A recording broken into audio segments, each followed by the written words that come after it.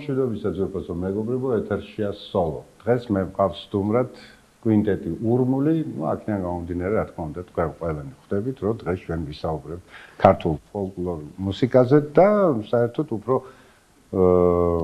უფრო ასე ვთქვათ, დავწმანდებით, უფრო კონკრეტულად რაღაც გარკვეულ კილოებზე, თავისთავად, ახლა თქვენ უფრო კარგად მოგეხსენებათ და თავისთავად მაყურებელსაც ძალიან აინტერესებთ. და რატომ ამაზე ცოტა მოგვიანებით. საღამო მშვიდობისა, დიდი მადლობა მოგზანებისათვის. ჩვენ შარშან შევხვდით ერთმანეთს გადაცემაში სოლო, მან უფრო ცლად ვისაუბრეთ შარშან ასე ვთქვათ, თქვენს რეპერტუარზე და საიდან მოდის შემოქმედებით მხარეზე და საერთოდ თქვენს ისტორიაზე.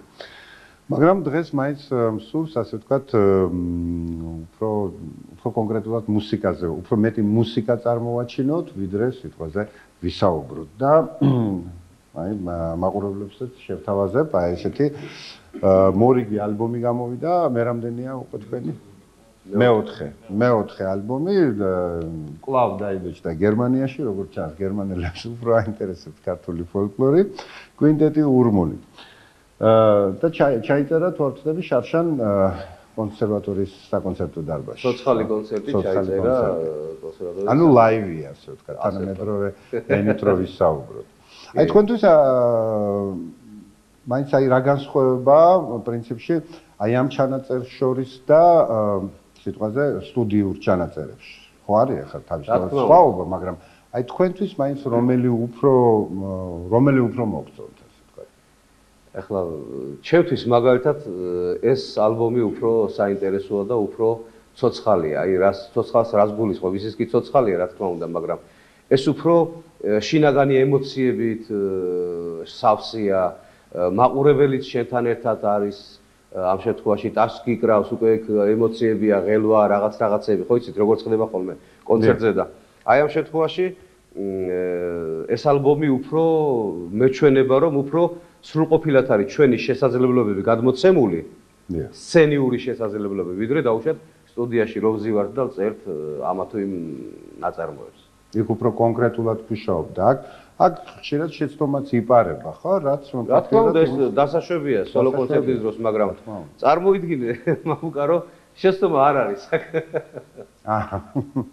ამას მოვისმენთ და აუცილებლად შევახსენებთ. ეგეც ნაკლია შეიძლება რომ შეცდომა არ არის ცოცხალ კონცერტზე. ნუ ახლა ფოლკლორი თავისთავად ფოლკლორული ინსტრუმენტებიც ახლა განსხვავდება, ხო, აკადემიური მუსიკის ინსტრუმენტებისაგან, ისინი უფრო კონკრეტულად იქ გაცილებით მეტი მოთხოვნა არის, რა თქმა უნდა, ინსტრუმენტის მიმართ. სიტყვაზე გარკვეული დეტონაციების და ფოლკლორული ინსტრუმენტები მაინც იტანს ამას. იმიტომ რომ მაინც ხალხურია და იქ იმხელა პრეტენზია არ დევს სიტყვაზე, რომ აუცილებლად უნდა იყოს რაღაცა ფილიგრანული. თუმცა ეთყობა დრო გადის და როგორც ჩანს, აი გრიფზე, ხო? გრიფზე უკვე აი დანაყოფების წამოვიდა, რაც სიტყვაზე თანამედროვე მუსიკამ წამოიღო. ახლა თავისთავად სადღაც 100 წლის წინ ალბათ ეს არ არსებობდა, ხო? ქართულ როგორ არა არსებობდა. აი თუ კი ჩვენ საუკუნეებს უკან გადავხედავთ, ფანდური, როდესაც იყო, უკვე დანაყოფებით იყო. მართალია იყო მთელი ტონებით, მაგრამ დანაყოფები ჰქონდა. ახლა მეგრულ ჩონგურზე თუ ვისაუბრებთ, ხო, ზილიან ჩონგურს რო ეძახით. აი მას დანაყოფები არ ჰქონდა. როგორც ვიოლონჩელს დაუშვა და ვიოლინოს, არა? კი, ნუ ახლა ელემენტარულად აი ეს დანაყოფები ინსტრუმენტს არ აქვს, ახლა ჩელო, მე ხო ჩელისტი ვარ და ჩელოზე ვგრავდი. იქ აიღებ ნებისმიერ ბგერას. ნახევარი ტონის შუაშიც კი იმუშავებ, ხო? ანალოგიური სიტუაცია ჰქონდა ჩონგურს და აქვს. წარმოიდგინე. და რაც შეეხება მოთხოვნილებას, ხო? ახლა ყველას ბიჭებს გვაქვს უმაღლესი მუსიკალური განათლება, ხო? ზოგს კონსერვატორია აქვს დამთავრებული, ზოგი ისე. ხო და ყოველ შემთხვევაში ჩვენ მაქსიმალურად ვცდილობთ, რომ სრულყოფილი მუსიკა მივაწოდოთ მუსიკას. ანუ ეგ ჩანს კიდევაც, თქვენს ჩანაწერებში ჩანს და საერთოდ ისიც ჩანს, რომ განათლება გაქვთ, იმიტომ რომ ეს მუსიკასაც ეტყობა. ხო, ახლა კომპოზიციები როგორ გაშლილი გაქვთ, თემატურად დაყოფილი და საერთოდ იმიტომ რომ ახლა სოფელში სიტყვაზე როცა ღიღი რა თქმა უნდა, ახლა ტრადიციულად თუ კი ჩვენ მივყვებით რეგიონების და საერთოდ რეგიონებიდან არის ყველაფერი წამოსული და მერმეთ მოიყარა ქალაქში თავი ყველაფერმა, ხო, ისტორია. ნუ ტრადიციულად მაინც გლეხის ინსტრუმენტად ითვლებოდა ფანდური. საცეკვაო რიტუალები სრულდებოდა, კაფია სრულდებოდა ფანდურის თანხლებით, კაფია ობდნენ ხოლმე მამაკაცები ფანდურს ესროდნენ ერთმანეთს ეთყო და ლექს, მერე ესე შეეპასუხებოდა, მერე შეიძლება ქალის ჩართული იყო აი ამ კაფიაში.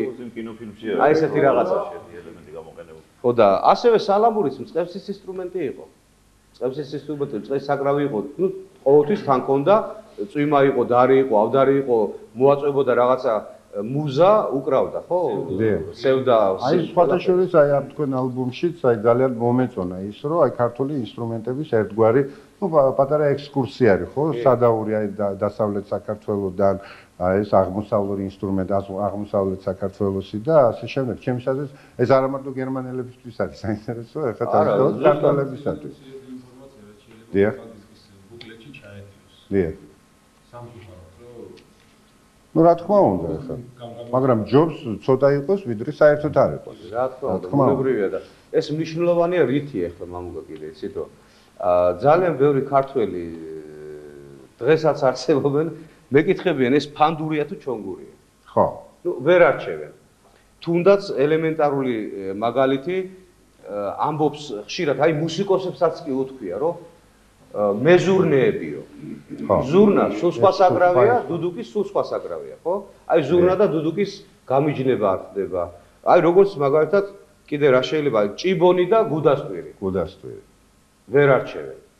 აი ესეთი ისა დამოკიდებულებაა და მინდა რომ ყველას მოუწოდო ელემენტარულად იცოდნენ ქართველებად უნდა გაიზარდნენ ახალგაზრდათაობა, უნდა იცოდნენ ქართული ხალხური სიმღერის მადლი, ინსტრუმენტის მადლი და თუ იმ ძირძველ ფესვებს დაეყრდნობიან და მასზე აღმოცენდება სხვა რამე, უფრო მყარი იქნება და უფრო კარგი იქნება რა თქმა უნდა. და აი რატომ, აი დღეს რატომ დაგპატიჟეთ კიდე აი ზუსტად თქვენ, ნუ ჯერ ისეთი კარგად გიცნობთ, კარგად ვიცნობთ თქვენს რეპერტუარს, ძალიან მომწონს თქვენი ჯგუფი, ეხლა მეც მაქვს უფლება, იმიტომ რომ სტუმრებს ფაქტობრივად მე თვითონ ვირჩევ, ანუ დიდი მადლობა. ხო. და აი და დიდი მადლობა რა თქმა უნდა თქვენ, იმიტომ რომ ალბათ ერთგვარი თქვენი დამსახურებაც არის ის, რომ აი ამასინათ აღმოვაჩინე ბიჭუნათა ჯგუფი, აი ესე ფანდურები უკავიათ, ერთი და ორი სალამური აქვს, სხვათა შორის ქუჩაში უკრავენ. ეს არის ქართულ ფოლკლორს, იქ რა თქმა უნდა რუმინული თემებიც აქვს, ანუ ყველაფერი ის, რაც მიიზიდავს სიტყვაზე ადამიანს და მსმენელს და ერთ 20 კაპიკს ამოიღებს და ჩაუგდებს იმაში და ჩემის აზრით ძალიან მშვენიერი ფორმა მოძებნეს ბიჭებმა, ახლა სულ არაფრის კეთება ჯობია ესე და სხვათა შორის ერთ-ერთ გადაცემაში მაგს გეგმაში აუცილებლად დავპატიჟებთ მათ და აი დაინტერესებას ასე თუ ისე ახალგაზრდებში მე ხედავ ეს იგრძნობა კიდევ ხანდახან უცებ ქუჩაში ვიღაცა პატარა ბავშვი შეხვდება ხოლმე ნუ დოლზე ისე უკრავს აი არ ვიცი აი ცეცხლია თავიდან ბოლომდე რაღაც და ჩემის აზრით რა თქმა უნდა ახლა ქართული მუსიკა იგივე პოპ მუსიკა და საერთოდ ხო ჩემის აზრით ახლა შეიძლება მევცდები მაგრამ გარკვეულ კრიზისში არის თავისთავად ნუ ყველა მუსიკალურ ჟანრს აქვს თავისი აღმავლობის თავისი ასე ვთქვათ კრიზისული პერიოდები ახლა მე ყოველ შემთხვევაში რაღაც გარკვეულ კრიზისს ვამჩნევ და ჩემის აზრით აი ახლა ყველაზე მეტად თუ ინტერესი გამოიჩენს თავისთავად ახალგაზრდა იქნება თუ სიტყვაზე დასრულებული მუსიკოსი ზუსტად ფესვებისკენ, ხო? იმიტომ რომ ფესვები ყველაზე ადვილად გაძლევს იმის საშუალებას, რომ შენ ადვილად გამოხატო. ადვილად გამოხატო, იმიტომ რომ ამან საუკუნეებს გაუძლო, არა მარტო სიტყვაზე რაღაც მოდურ მიმდინარეობებს, არა მართლაც საუკუნეებს. მაგრამ ახლა ჩვენ ფილოსოფიას ბატონო რა თქმა უნდა, გენეტიკაც მოქმედებს თავისთავად. უცხოელი ძუგერის ქართულ სიმღერებს და შეიძლება უცხოელებას გაუკრას. და თუ შეიძლება ოდნავ მიიწიოთ მიკროფონი, არა ეს. ხო. აი ეს. უცხოელებას დაუკრას, ხო ქართული ინსტრუმენტი. არის გონია მასეთ შემთხვევები, რომ სრული გამოუჩვიათ გერმანიაში, შვეიცარიაში, საფრანგეთში, სადაც არ ყოფილა, სადაც ყოფილა. რომელი ქართული ინსტრუმენტი შეეძინათ ესწავლათ ამ ინსტრუმენტის დაყრა ისტორია. აი კონკრეტულად ალბათ უფრო დუდუგზე ქონდათ სალამური. ხო, აი ეს ერთხელ ამ ხელა ინსტრუმენტი ორი ცალი წავიღე. საკეთი კომპლექტად გამოსინოს უნდა გამოს. ეს ალბათ უფრო თანამედროვე ინსტრუმენტია, ხო? ეს წინა საუკუნის შემოქმედება, წინა საუკუნის 30-იან წლებში გაკეთა ეს საკრავი და მადლი უფალს რომ კირილე ვაშაკიძე იყო ასეთი ხელოვნური დამსახურებული მოღვაწე, რომელმაც ძალიან დიდი შრომა ჩადო ხალხურ საკრავში და მერე ბატონი ომარ გელაკვიშვილი, რომელმაც ეს განავრცო და აი დღემდე ასე მყარად დგას ეს საქმე. რა თქმა უნდა, ალბათ, ეს ეტყობა კიდევ თქვენს მუსიკას, რომ ფოლკლორიც ისიც ვითარდება, მას ემატება პლუს კიდე ის დრო, რომელშიც თქვენ ახლა ცხოვრობთ. აუცილებლად დროს უნდა უპასუხოს ხელოვნებამ. თორე ისე სულ აბა რომელია ფანდური, ну ფანდური მივხვდი ეს არის, ხო? ეს ჩონგურია თუ არ ვცდები. ეს არის ეს ბანის ფანდური. აი ეს არის ჩონგური, სხვადასხვის. მინდა მაყურებელს ვაჩვენო. აი აქ აქვს პატარა სიმი გაკეთებული. კიდე ზილია ჩონგურს ეძახიან ამას. და აი ამ ინსტრუმენტსა და ამ ინსტრუმენტს შორის განსხვავება მე მგონი ზომაშიც არის, წყობა რა თქმა უნდა, ჟღერადობა რა თქმა უნდა და ყველაზე თვალში მოსახვედრი არის აი ეს დამატებული ერთი სიმი. ესეც საორკესტრო ჩონგურია. საორკესტრო ჩონგური, ოღონდ ეს სამსიმიანია, ხო? ეხლა მამუკა ჩვენ ჭურვიზეც ვისაუბრებთ, უბრალოდ ეხლა ნელ-ნელა ყველა ინსტრუმენტი. გონია რომ კი ეს თემა სასაუბრო, კარგია, შესანიშნავია, მაგრამ მსმენელს ალბათ აი ამ ინსტრუმენტების ხმაც აინტერესებს, როგორი ჟღერადობა აქვს. როგორი ჟღერადობა, იმიტომ რომ ზუსტად ეს განასხვავებს, იმიტომ რომ როგორი ჟღერადობა აქვს და კვინტეტიური შესრულებით. რა თქმა უნდა, კვინტეტიური შესრულებით ერთი ნომერი და მერმეთ განვარცოთ ისე. ხო, მერე განვარცოთ სხვა ინსტრუმენტებზე ისე. ძველი თუშური. ხო, ეხლა ჩვენ გქონდა საუბარი კილოებთან დაკავშირებით, გქონდა საუბარი, ну, რა თქმა უნდა, როგორც მუსიკაში რო არსებობს კილოები, ასევე საქართველოს ყველა კუთხეში თავისი კილოკავია და ამ შემთხვევაში ჩვენ დავიწყებთ თუშური მელოდიებით. დავიწყოთ იქედან და მერე განაჩენით. მერე ვიმოგზავნოთ საქართველოს. კი ბატონო. ნაწილობრივ რამდენადაც შესაძლებელი იქნება.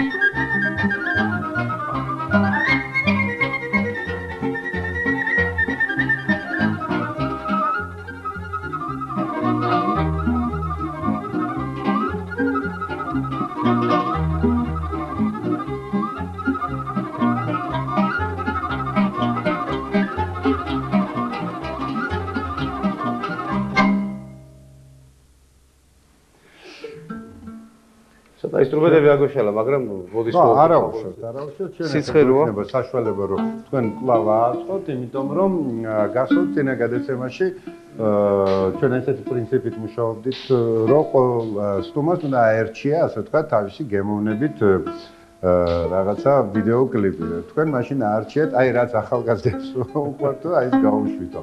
მაშინ ემინემი გაუშვით ჩვენ თუ რამდენად სწორად მახსოვს, რა მნიშვნელობა. ყოველ შემთხვევაში, ეხლა ჩვენ პატარა ტიხარი გვაქვს გადაცემაში, ეს არის ბილბორდის ჩარტები, ანუ რა ხდება ინგლისში, ევროპაში და ასე შემდეგ, რას უსმენს ხალხი. ეთერში სოლო.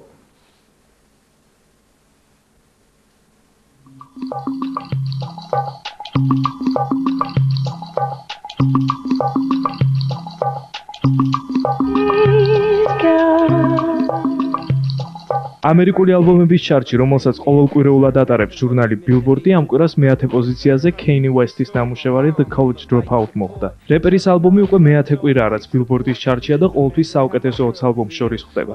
წინა კვირას Kanye West-ი მე-14 ადგილზე იყო.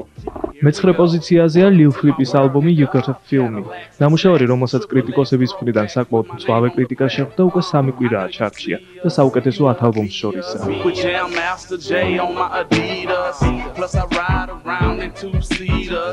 59 კვირის განმავლობაში როკ ჯგუფ Evanescence-ის პოპულარობა არ შემცირებულა. ამ კვირას ალბომი Fallen მერვე პოზიციაზეა. ტეხასელი მომღერლისა და ტელესერიალების ცნობილი სახის ჯესიკა სიმპსონის ალბომი In the Skin ისევ აქტიურად იყიდება ამერიკაში. ამჟამად მომღერალი მე-7 ადგილით დაკმაყოფილდა.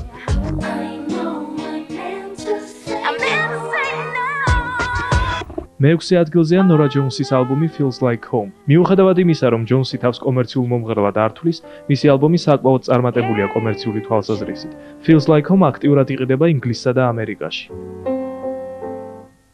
Guns N' Roses-ის საუკეთესო სიმღერების კრებული არა მარტო ინგლისში, არამედ ამერიკაშიც დიდი მოთხოვნით სარგებლობს.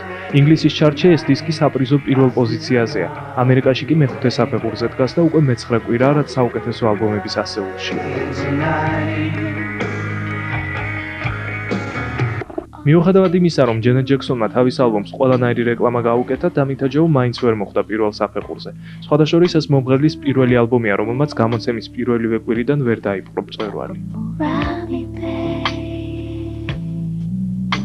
მე-18 ადგილიდან ერთგვარად მე-3-ზე ავიდა ჯგუფ ჰუბასტანგის ალბომი The Reasons. როგორც ჩანს, ჯგუფის ახალ ალბომსაც იგივე წარმატება ელის, როგორც მის წინამორბედს. 2002 წელს გამოცემული ალბომი ჰუბასტანი პლატინის გახდა. 2003 წლის 9 დეკემბერს გამოსული Reasons კი უკვე მე-9 კვირაა, რაც Billboard-ის ჩარტში.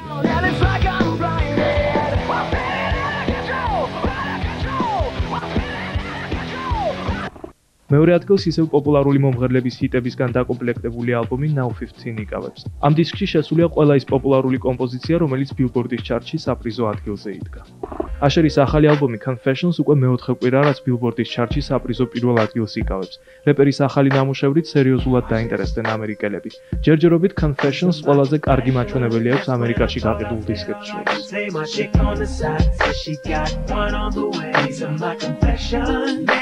And I don't know what to do. I guess I gotta keep on to it.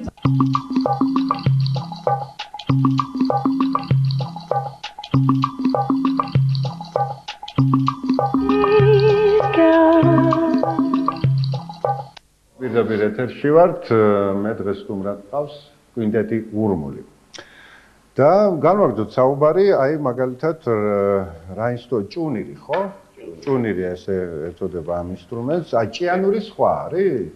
და ჭიანური სხვა არის, ჭიანური უფრო სამეგრელოს რეგიონში და იყო კი არის კიდე თუშეთშიც არის. დიახ.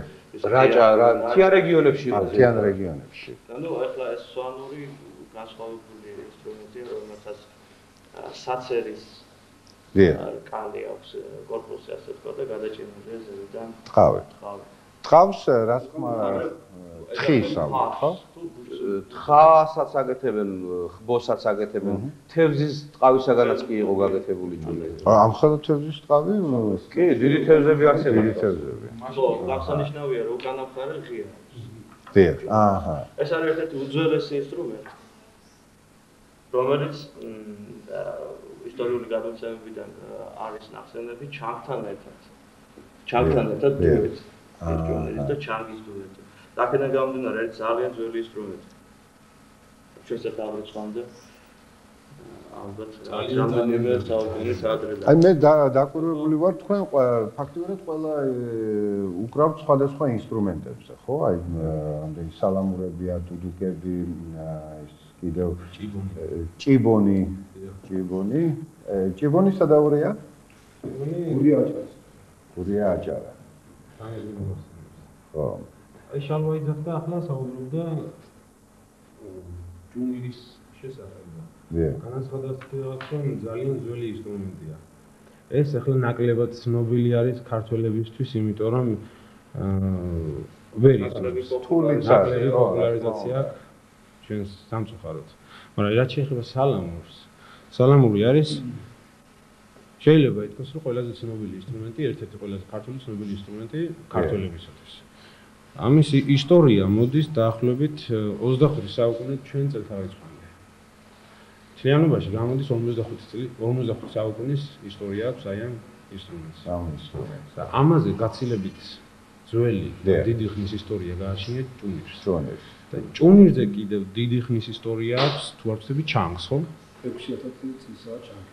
ასე რომ ქართველებს ხო, დიდი ტრადიციის ხალხი ვართ, არა, ეს პრინციპში არც არის გასაკვირი, იმიტომ რომ ძალიან მუსიკალური ერი ცხოვრობს აი ამ ქვეყანაში, რაც ვართ, ხო? ძალიან რთულია, ახლა მე რო ყოფილიყავი ფრანგი, ალბათ უფრო გამიადვილდებოდა ქართულ მუსიკაზე, ქართულ კულტურაზე, მით უმეტეს ფრანგებისთვის მოყოლა, ხო? იქ შეიძლება რაღაც ისეთი წვრილმანები მოყვე, რაც ახლა ცოტა არ იყოს, მეც მეხამოშება, იმიტომ რომ ვიღაცები ითქვა, კარგი, ბერიკი ახლა გეყოფა რა ჩვენც ვიცით. მაგრამ ცოდნა ერთია, აი თავისთავად შეხსენება, ჩემი აზრით, მაინც ძალიან ნუ ყოველ შემთხვევაში მე ჩემს ვალდებულებად ვთვლი, რომ ფოლკლორი აუცილებლად უნდა ჟღერდეს. მით უმეტეს ახალგაზრდა თაობისათვის, მით უმეტეს დღევანდელ დღეს. როცა აი ეს პოლიფონიური, აი ეს ხმებში გაშლა, აი ეს ინსტრუმენტების, აი ესეთი მართლაც რომ არაჩვეულებრივი ჟღერადობა გინაც ჯონგურის, გინაც ფანდურის, ამას თავისებური, უბრალოდ ეს რაღაცნაირად ერთგვარად მოდაში უნდა შემოვიდეს. შეიძლება თლად მოდაში არა, მაგრამ ყოველ შემთხვევაში დარწმუნებული ვარ, აი ვიღაცებს უფრო შეუწყობ ჩვენ ხელს ამით, რომ დაინტერესდნენ და აი ზუსტად აი ამ თემასთან დაკავშირებით ერთვენიერ დღეს მსოს თქვენი დაბადიშება ბატონო დავით კლავ, მაგრამ ამ შემთხვევაში უკვე აი ბავშვებთან ერთად ჩვენ შევხვდით, აი ბავშვების ჯგუფი. ორივე სიტყვა თუ შეიძლება ჯგუფთან დაკავშირებით. სანამ ასე ვთქვათ მოვიწვევთ. ისინი თვითონ მოდიან თუ თქვენ თვითონ ეძებთ აი ბავშვებს, ვისაც აინტერესებს მუსიკა. არა, თვითონ მოდიან, მადლი უფალს. ახლა ჩვენ ვერ დავიწყოთ კარიკატს სიარულს და ვერ დავიწყოთ მოსწავლების ძებრას. ხო, მოსწავლეები თვითონ მოდიან, ახლა უმეტესობა ჩვენ თამაზის დათოს პედაგოგიურ მოღვაწეობას ეწევიან. ნუ ჯერჯერობით ამომხატველს არ ყავს, მაგრამ იმედი მაქვს, რომ ცოტა ხანში დაიწყებენ ამაზეც ფიქსს და მუშაობას. ეს ანსამბლი პრინციპში მერმისი წელიწადნახევრის წინ გავაკეთე მე. ახლა რატო გავაკეთე? მაინც გოგონათა ფოლკლორული ანსამბლი. იმიტომ კი არა ფოლკლორული ანსამბლი ბავშვებისა ცოტაა საქართველოში. ძალიან ბევრი და ღმერთმა ამრავლოს და ეს აუცილებელი რამ არის. წეღანასვაუნოში ბავშვი თუ იმ ტრადიციებზე არ გაიზარდა, რაზეც მისი წინაპარი იყო გაზრდილი და დღემდე მოიტანეს ეს კულტურა და იმ ბავშვმა თუ ხვალ კიდე სხვას არ გადასცა, ხო? მაშინ ალბათ ძალიან რთულად გვექნებოდა საქმე და აი ამ თვალსაზრისით გოგონათა რეპერტუარი ზოგიერთები თვლიან, რომ საქართველოში მაინც მხოლოდ მამაკაცებმა უნდა იმღერონ და ქალების რეპერტუარი არ არსებობს. ამ დროს ქალთა რეპერტუარი იმდენია, რომ ალბათ ერთი ჩემი სიცოცხლე არ ეყოფა, რომ ყველაფერი ამოიწუროს და კიდე ის უცნობი ძეგლები, რაც ახლა ჩვენი ქვეყნის რეგიონებშია, რომელიც არ გამოტანილია სცენაზე და კიდე მოსაძიებელი ალბათ და კიდე ექსპედიციებია ჩასატარებელი. აი ეს მაინტერესებდა. ხო არსებობს აი სიტყვაზე ისეთი თემები, ისეთი კომპოზიციები ძველი ადრინდელი, რომელიც ნუ ნელ-ნელა დაიკარგა ასე. რა თქმა უნდა, ძალიან ბევრი იქნება დაკარგული, ეჭვი არ მეპარება, იმიტომ რომ აი ამ ექსპედიციებს ალბათ ვერასოდეს ვერ ექცეოდა სათანადო ყურადღება.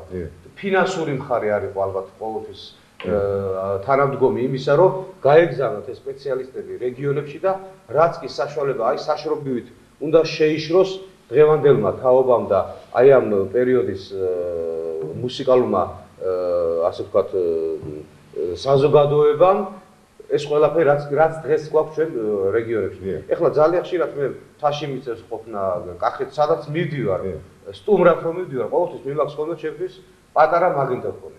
და ყოველთვის ვკითხულობ, იქ უცხო სოფელში, ვინმე ხო არ არის ისეთი მოხუცი ადამიანი, ქალი ან კაცი, რომელიც ან მღერის, ან უკრავს, რომ მე ის ჩავიწერო, მასალა მოვიძიო. აი წარმოიდგინეთ, თუ წავალ ერთი დღე და მეორე დღე ისე არ მიშვებს საქმე და უნდა დავბრუნდე თბილისში, ხო? აი მე რომ გამიშვა ეხლა ერთი კვირი და სოფლებში აი ცხოვრობენ, უკრავენ, ღერიან, ხო? რა თქმა უნდა, არიან. ჯერ კიდევ ეს ძალიან საინტერესო თემაა და ეს აუცილებელი თემაა.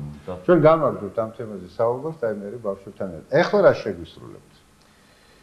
ეხლა ესეთი ნუ პრინციპში ჭურლიზე ითქვა, სალამურზე ითქვა, ჩონგურ დაბალბანზე, ფაგურზეც ითქვა, ბარის ფაგურზე, ჩონგურზეც ვთქვით. ეხლა მინდა ერთი ინსტრუმენტი რა თქმა უნდა ყველა მიცის დუდუკი რა არის. არა, აი დუდუკამდე მაინც იქნება აი ფრიგიულ კილოზე და გვესაუბრა და აი ზუსტად დუდუკთან დაკავშირებით არის ეს ფრიგიული კილო. ხო, ეხლა ჩვენ ვიცით რომ არსებობს დაუშვათ სამი მაჟორული კილო, სამი მინორული კილო და ერთი კიდე ჰიპოფრიგიული კილო, რომელიც იშვიათად გამოიყენება, მაგრამ იშვიათად საერთოდ მსოფლიო მუსიკაში და პრიორიტეტს ანიჭებენ ყოველთვის აი ამ დანარჩენ კილოებს, ხო? და აი ეს დუდუკიც ძირითადად მაინც ყოველთვის დომინირებს ფრიგიულ კილოში. და საინტერესო რა არის, იცით რომ იშვიათი შემთხვევაა ხოლმე საქართველოში, რომ დუდუკი იკვრებოდეს ხალხურ საკრავებთან ერთად. ხო, ძირითადად პრინციპში ძირითადად მაინც ყოველთვის დასტას რომ ეძახიან დოლი, რამოდენიმე დუდუკი, აკორდიონი. აი ეს არის მისი შემადგენლობა და აი ჩვენ მაგალითად ურმულმა კვინტეტმა ურმა ტრადიციად ვაქციეთ, რომ ჩვენს რეპერტუარში ძალიან მრავლად გვაქვს დუდუკი და ჭუნირის დაუშვათ დუეტი. ესეთი რამ არ ყოფილა. და ასე შემდეგ, აი რაღაცა ახლა მოიცვა. რაღაც ნოვაციებს აკეთებს ძალიან. ხო, თუ არ ვეძებეთ, ისე არ გამოვა არაფერი. თავისთავად.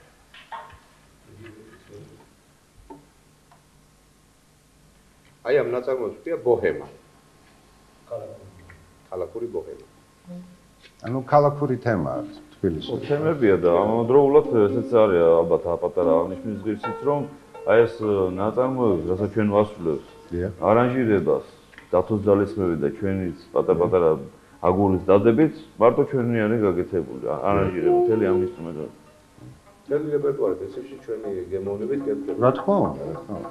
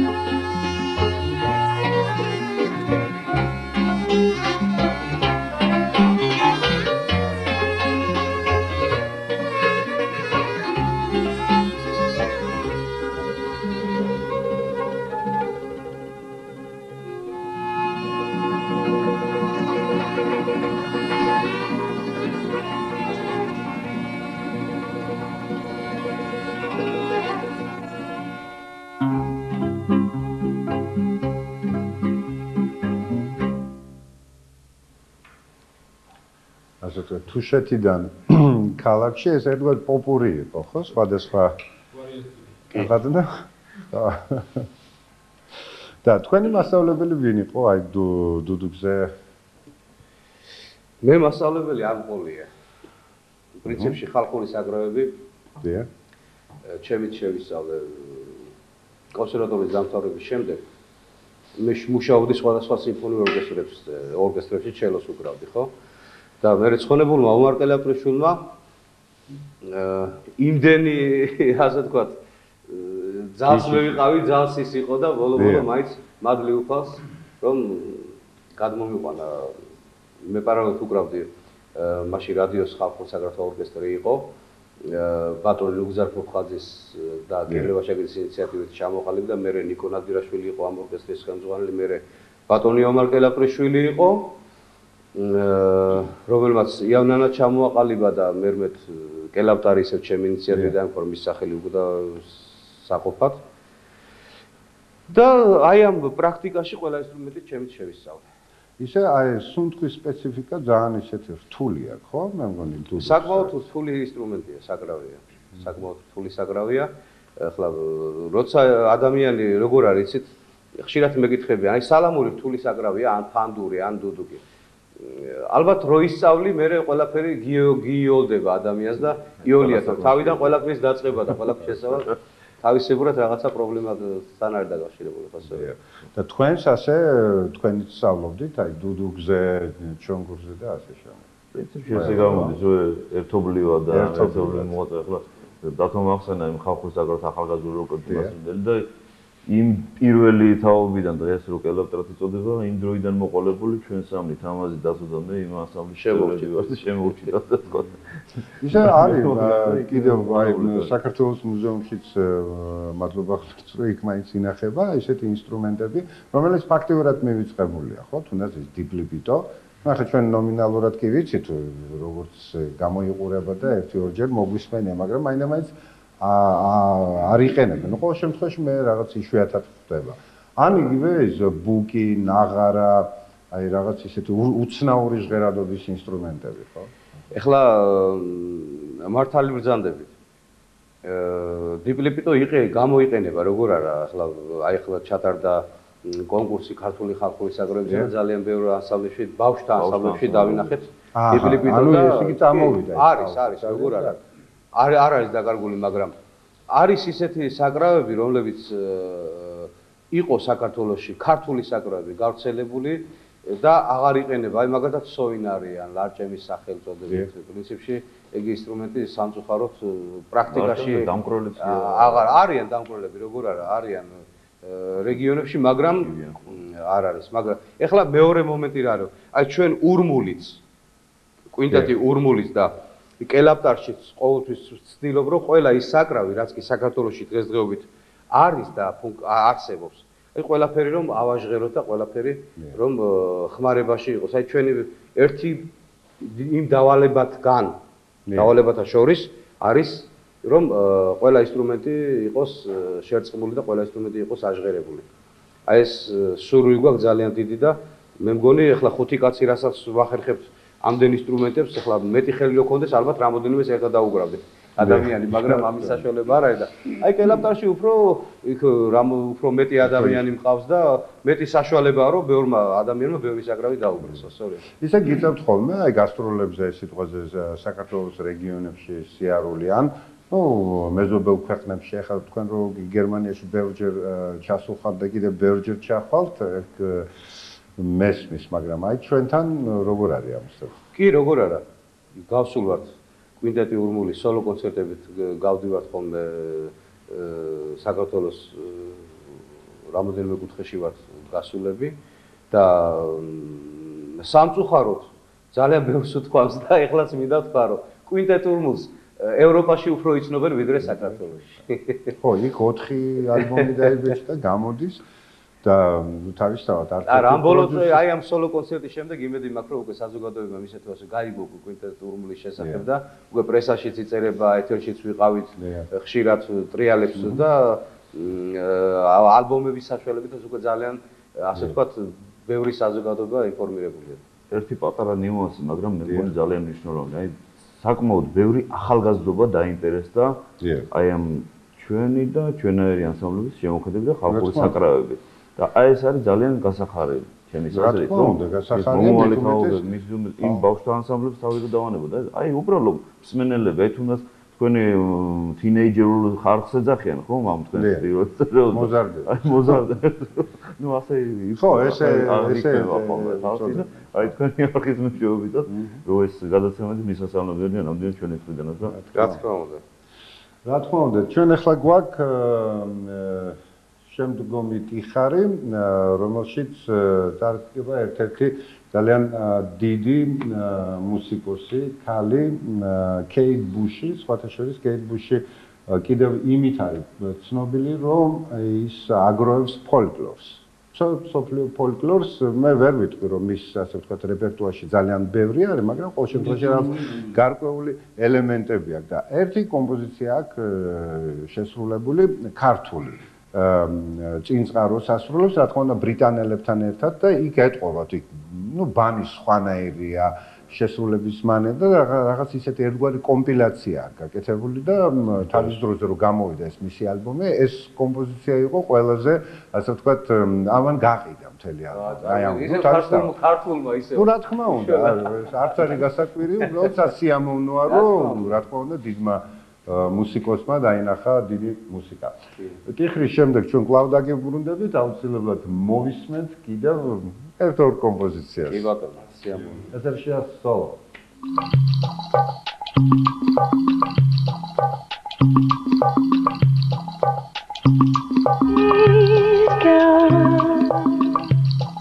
გასული 20 წლის ერთ-ერთი ყველაზე პოპულარული და წარმატებული ქალი მუსიკოსი კეით ბუში თანამედროვე პოპულარული მუსიკის საკმაოდ უჩვეულო შემსრულებელია. ბავშვობაში ის ხშირად იკეცებოდა ოთახში და ორღანზე უკრავდა.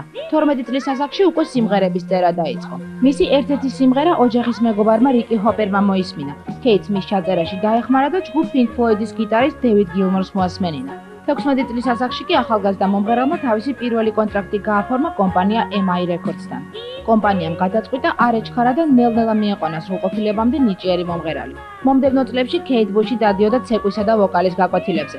პარალელურად სიმღერების წერასაც განაგრძობდა. 1977 წელს მან თავისი პირველი სინგლი გამოსცა. ეს იყო კომპოზიცია სახელწოდებით Wuthering Heights, რომელიც დიდი ბრიტანეთის ჰიტაღლუმის პირველ ადგილზე გავიდა. 17 წლის ასაკში კეით ბუში უკვე ვარსკვლავად იქცა. მომდევნო წელს მან თავისი პირველი ალბომიც გამოსცა. დისკის სახელწოდება იყო The Kick Inside და ის შედგებოდა ბუშის მიერ გასული 3 წლის მანძილზე დაწერილი მასალისგან. ალბომი მილიონზე მეტ ეგზემპლარად გაიყიდა და ბრიტანულ ჩარტში მესამე ადგილი დაიკავა. მომდევნო ალბომმა მისი წინამორბედის წარმატება ვერ გაიმეორა, თუმცა წარუმატებელი არც მასზე ითქმის. 1979 წელს ბუშმა ჩაატარა თავის კარიერაში პირველი და ჯერჯერობით უკანასკნელი საკონცერტო ტურნე, რომელიც ფინანსური თვალსაზრისით წარუმატებელი გამოდგა. ამის გამო მომღერალი ასეთ მასშტაბურ გამოსვლებს დღემდეერიდება და მხოლოდ პატარა კონცერტებით შემოიფარგლება. 1980 წელს გამოსული სინგლი ბაბუშკა კვლავ საუკეთესო ხუთეულში აღმოჩნდა და მომღერლის პირველი სინგლის წარმატება გაიმეორა, ხოლო იმავე წელს გამოსული ალბომი Never Forever ჰიტაღლუმის პირველ საფეხურზე მოექცა.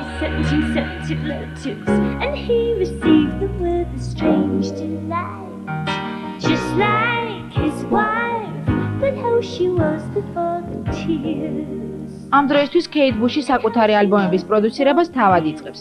მიუხედავად იმისა, რომ 1982 წელს ალბომი The Dreamin' მესამე ადგილს აღწევს, სინგლი There Goes a Tenor საერთოდ ვერ ხდება ჩარტში. ის გამოც ბევრი კრიტიკოსი თვლის, რომ ბუშმა თავისი მსმენელი დაკარგა. მიუხედავად ამისა, მომღერალი უფრო გააქტიურდა და საკუთარი ხმისჩამწერი სტუდიაც კი გახსნა. 2 წლიანი გაუჩინარების შემდეგ 1985 წელს ბუში უშვებს სინგლს სახელწოდებით Running Up the Hill, რომელიც ჰიტაღლუმის მესამე ადგილზე გადის. ხოლო ალბომი Hounds of Love პირველ ადგილს იპყრობს. ამ ნამუშევრებმა კეითს ამერიკაშიც მოუტანა წარმატება. სიმღერა Running Up the Hill ბილბორდის ჰიტაღლუმის 30 ადგილზე გავიდა, რაც ევროპელი მუსიკოსებისთვის არც ისე ცუდი შედეგია. 1987 წელს ბუში უშვებს თავისი საუკეთესო სიმღერების კრებულს და იმავე წელს ბრიტის ცერემონიალზე წლის საუკეთესო ბრიტანელი მუსიკოსის პრიზსაც გადასცემენ.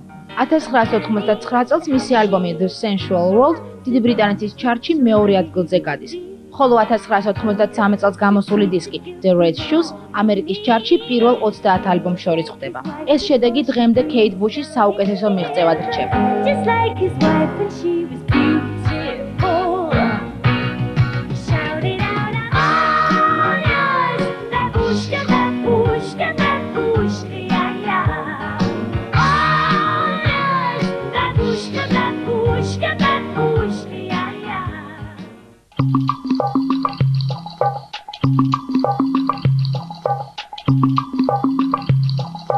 კлау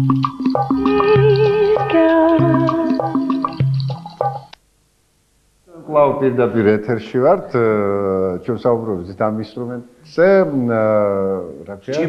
ჭიბონი ჩვენ დავასრულებთ ჭიბონისა და ხალხური საკრავების ჟღერადობა, ესეც ძალიან საინტერესოა. მაგრამ სანამ ჭიბონამდე მივალთ, ახლა ანუ სიმღერა და ინსტრუმენტები, ხო? როგორ ჟღერს, აბა ქართულად მოვუსმინოთ ქართულ სიმღერას.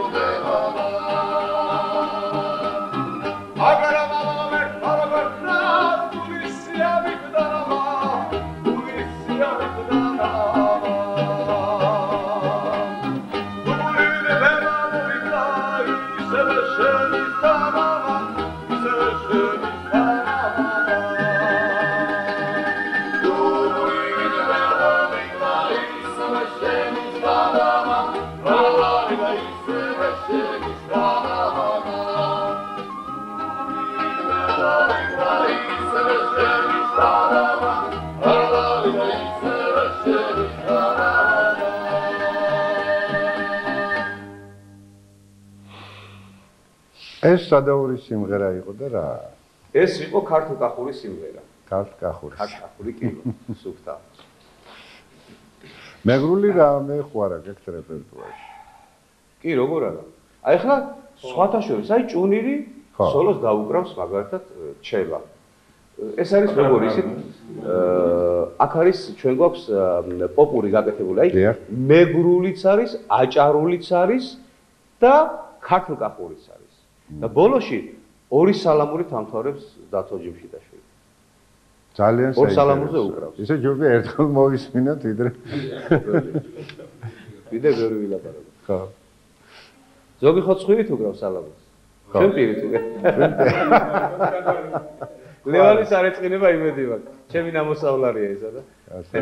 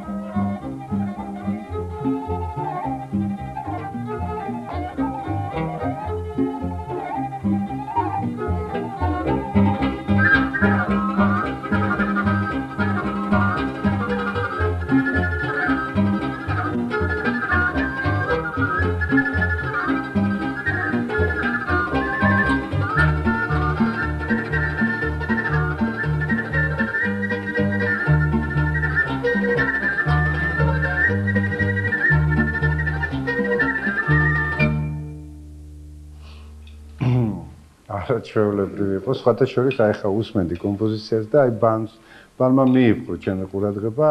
ფაქტიურად სანამ 4 სიმიანი გახდებოდა საერთოდ ეს კონტრაბასი საორკესტრო. თავიდან იყო აი ესეთი 3 სიმიანი. უფრო სხვა ჟღერა ალბათ აი ესეთი კონდა და ეხლა გარკვეულწილად წარმოვიდგენდი აი როგორი ჟღერადობა და როგორი დამოკიდებულება უნდა ქონოდა იმ 3 სიმიან კონტრაბასს. არაჩვეულებრივი იყო და ესეთი რაღაც გარკვეული პატარა მოკლე ექსკურსია იყო მთელ საქართველოს რეგიონში, მაგრამ ჩვენ ვასრულებთ მაინც ასე ვთქვათ ყველაზე აქტუალური რეგიონით, ეხლა უფრო ისეთი ხო, გურია და აჭარასთან, ხო? და ჭიბონი თუ ჭიბონი ხო. მე მგონი დროს უკვე იწურება დრო და ხო, დრო ფაქტიურად ძალიან იწურება, ცოტა გვჩება და ამიტომ მოგეხმარებით. ეს წარუდგინოთ მაყურებლებს მგონია ეხლა ინსტრუმენტებზე ვისაუბრეთ. ხო, ეხლა დიახ, მაშინ ბატონ დავით თხოვოთ, რომ კი ბატონო ჭურვიზე შემსრულებელი გახლავთ შალვა აბრამიშვილი. ქუჩაში რა შეგხვდებათ პატრიცემულო ტელემაყურებლებო, გეცოდებათ რომ პირველი მეჭურვილია, მეორე მეჭურვილია შემდეგ საქართველოში. მე თვითონ დააწინაუროს კონტრაბასზე უკრავდა დავით ჯივშიტაშვილი, ჩემი ნამოსწავლარი. შესანიშნავად უკრავს სალამურზე და არა მარტო სალამურზე, სხვადასხვა ყველა საგრაფზე რაც გვჭირდება ჩვენ ასაფში. კონდა ჩვენ მამუკასი. დიახ. შალვას და მე ავსტრიელი მეგობარი იყო ხალბატონის სამოსი. დიახ. ახალ წლებში ჩაიჭრა ჩუჭისა ბიჭო.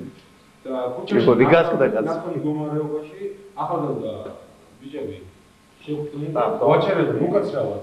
ცოტა ხო. ხო, აი ეს. დიახ, ის უნდა ბატონო ცხოვრებაში არ შეგვიძლია ხო რა ეს. დიახ. ინტერვიუ მოგივლეთ თქვენ გენაცვალეთ. და ძალიან კარგი და ძალიან სასიხარულოა ეს რომ ახალგაზრდობა დიახ. ჩემი ტოლები, შალვას ტოლები, ჩემი ტოლები და უფრო პატარები კიდევ. დიახ. მინიმუმ მაინც ტელევიზიის სახით თუ არა. თუ თავისთავად ეხლა თავისთავად. გავაგრძელებ. დავით რატიანი გახლავთ. შემსრულებელი ყველაზე პატარა ინსტრუმენტზე, რომელსაც ქვიათ შონგური დაბალი ბანი და თამაზ მამალაძე, რომელიც ამ წუთში ახლა ჭიბონს შეასრულებს და თქვენი მონა მორჩილი ანსამბლის სამხატვრო ხელმძღვანელი დავით ქავთარაძე. აბა შენ დაუკრა.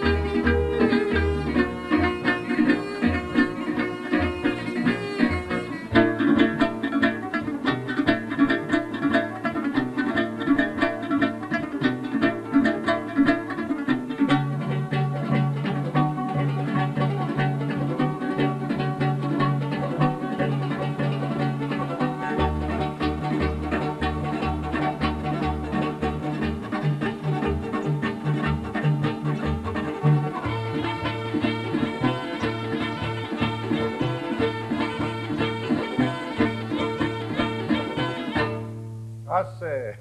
დიდი მადლობა, გისურვებ წარმატებას და ყველაფერს საუკეთესოდ.